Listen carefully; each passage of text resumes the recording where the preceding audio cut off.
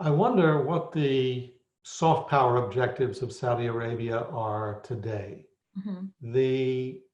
We hear a lot about the vision plan, and we hear about all of MBS's things. I think it was fascinating. I think somebody in Indonesia was telling you, oh yes, we love the vision plan. We're all on board with that.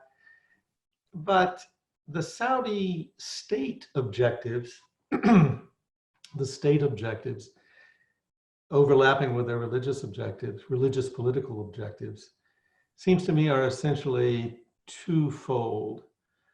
One is to frustrate, contain, fight back against Iran. And therefore, to the extent that you're fighting against the Shia, that's part of the picture.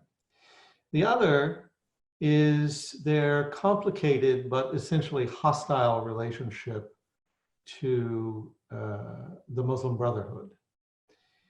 And I wonder if MBS is trying to use the soft power to pursue those ends, to undermine the Muslim Brotherhood, to undermine or fight against Iran, or if he's just not capable of doing that. I mean, I think those dynamics are super important. And MBS has definitely used a lot of inflammatory rhetoric against Iran and Shia. And in that sense, he's very much still a Wahhabi. Like being anti-Shia is a very core part of Wahhabism.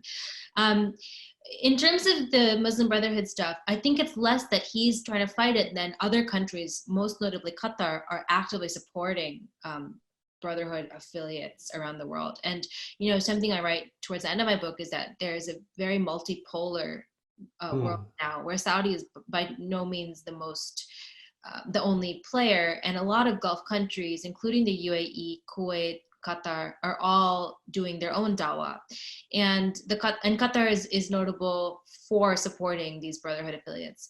I mean, it is interesting to see Saudi's evolving position on this, because briefly in the 60s and 70s, Saudi Arabia harbored Brotherhood activists fleeing Egypt, and the Islamic University of Medina was like a safe harbor for them. And Indonesia, as I wrote in the book, Saudi Dawah often ended up supporting the Brotherhood affiliate, ironically. Just for people in the audience, like Saudi at this point is not really into political Islam because it would obviously challenge their model of government, which is a monarchy. So they're not in favor of that or the Arab Spring or any of those revolutionary movements. But ironically, at different points in history, they have supported Islamist movements. So, I think MBS is dealing with a very challenging environment in the sense that absolute revenues are down. They're even more down now than ever because of this oil price war and stuff. And I think, it's early still in the Vision 2030 plan, but he has been trying to emphasize other aspects of Saudi Arabia. In the Vision 2030 blueprint, only one of the 13 kind of like focus areas listed in that have anything to do with religion, and that's only the one dealing with the Hajj. So I think that he is trying to put a really different public face on Saudi and kind of like de-emphasize religion as the main way that they can relate to the world, even though, of course, they have a duty as the gatekeepers of Mecca and Medina and home to the Hajj. And then in terms of Vision 2030 filtering down, this Saudi university in Jakarta that I talked about earlier is absolutely blanketed in Vision 2030 banners now, which I thought was so interesting. MBS's face is all over it. And they have also started hiring some women teachers, which I thought was an interesting interpretation of what Vision 2030 means for them. So to me, even if a lot of these changes are cosmetic, they might have some good byproducts on the Saudi Dawah apparatus. And to me, even though Vision 2030 has been shown in many ways to be like a hypocritical project, of course, soon after it was announced, Jamal Khashoggi was murdered and so on. I think we shouldn't throw the baby out with the bathwater. So even while we try to hold them accountable for the shortcomings of the plan, if the Dawa project sees some more like progressive changes because of this global ambition or this desire to do a makeover of their image, to me, that's a good thing.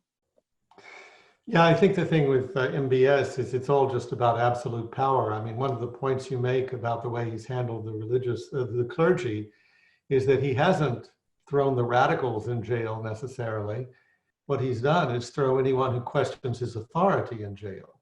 That's what gets you put sort of under the prison. And I think that's the trademark of NBS. It really just comes down to raw exercise of power again and again. Wouldn't want to speak ill of the guy who murdered Khashoggi, but you know, or allegedly maybe consulted was, you know, whatever with Jamal.